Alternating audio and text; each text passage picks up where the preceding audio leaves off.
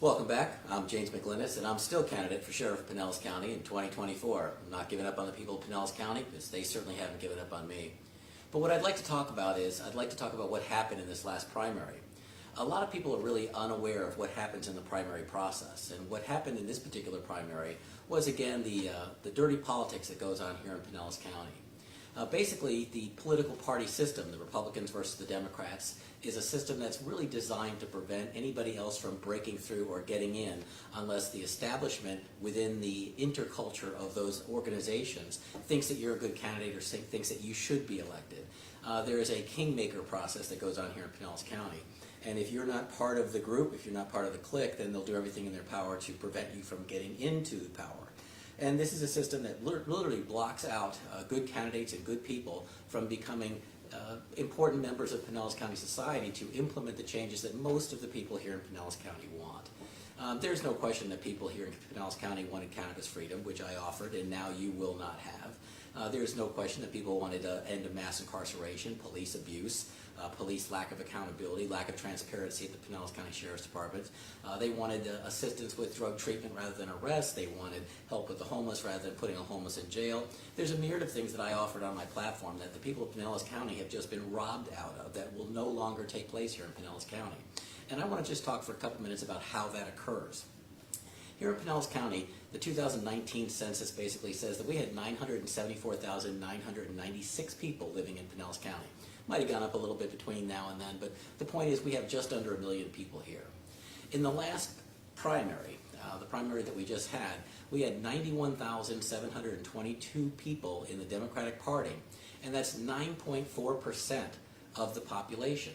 Now, that 9.4% of the population was given the task with deciding what the rest of the population, basically about 900,000 people, were going to get to have as their sheriff. This 9.4% basically said, we'll decide for the rest of the people of Pinellas County whether you're going to get the accountability, the cannabis freedom, and all the things that Mr. McLynas is offering. And basically what they decided to do was, no, they would not allow you to have that. There are members of both the Democratic and Republican Party that want to continue to lock up all the citizens, have massive wastes of money spent on policing. They want to continue giving Sheriff Galtieri billions of dollars to lock people up in jail for minor and petty offenses. And most of the people in Pinellas County really don't want that, but there's a subculture of these organizations that does.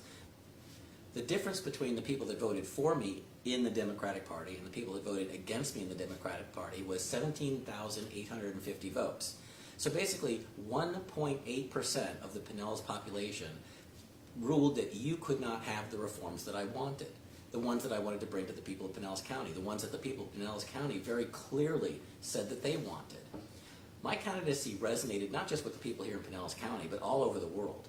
My website was seen in all 50 states, in 74 countries, and in over 3,000 cities across America and the rest of the planet. I had donations coming in from the Netherlands and from England and from Spain, from Japan. I even had donations coming in from Australia, all of those that I had to return.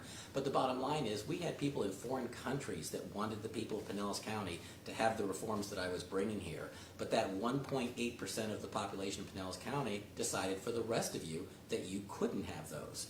Now, when the Democratic Party, approximately 245,000 registered Democrats got to vote, only 91,000 of those voted. But they still blocked off the rest of the Republican Party, which was about another 240,000 registered voters, and the Independent Party, which was another almost 200,000, 199 and change registered independent voters. So basically, that 1.8% of the people, 17,850 voters, they decided for the 440,000 people that are not Democratic registered voters here in Pinellas County that you would not have the reforms that I offered. So the bottom line is they took from you your choice. They took from you the ability to vote. And that's why so many of my supporters were surprised when they went to the polls to vote for me and to make sure that they got the type of policing that I was bringing to Pinellas County. They were shocked when my name wasn't on the ballot. The sheriff's election didn't even appear on their ballots. They didn't understand why. Well, the reason why is because of the way the two-party systems are. The sheriff's race should be nonpartisan. It shouldn't have anything to do with whether you're a Democrat or Republican. It should have to do with what kind of policing you bring to the people of Pinellas County. And the people of Pinellas County wanted the type of policing that I brought, But that small subsection put up a shill candidate, funded them heavily in order to knock me out so that you couldn't have what you wanted. So basically what we have is we have a situation that has to be changed. It has to be addressed.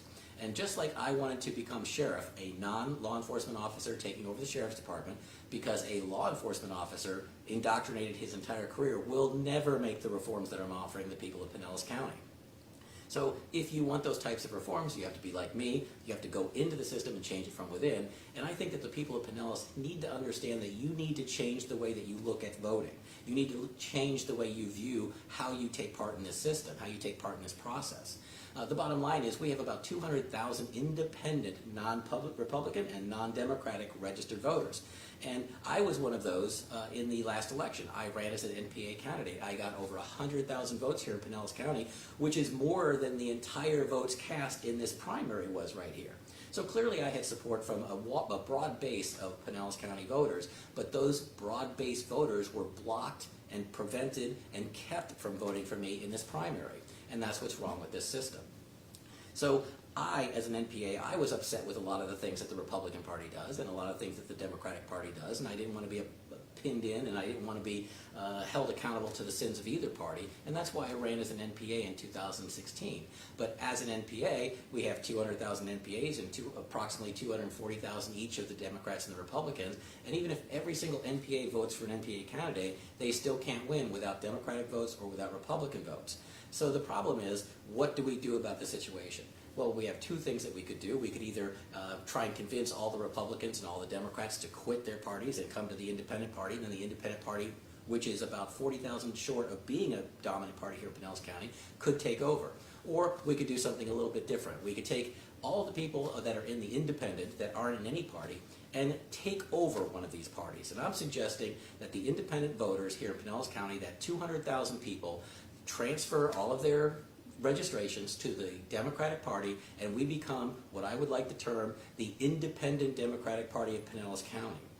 That we start our own group, we start our own organization called the Independent Democratic Party of Pinellas County. And we organize as the Independent Democratic Party of Pinellas County, and we take over the Democratic Party so that no longer will we ever, the vast majority of Pinellas County citizens, will we ever have to be beholden to the decisions of 5.6% of the voters, or in this particular case, 1.8% of the voters.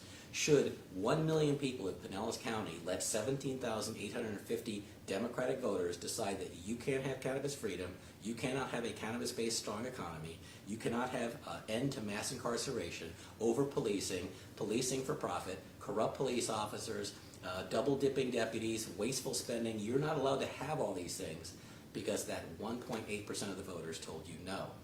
I'd like to start a new campaign for the 2024 election starting right now, and I'd like to seek the support of the people in Pinellas County by going out as soon as you can and changing your party affiliation to the Independent Democratic Candidate Party that we're going to be founding here in Pinellas County. Thank you very much for your time. Appreciate you listening.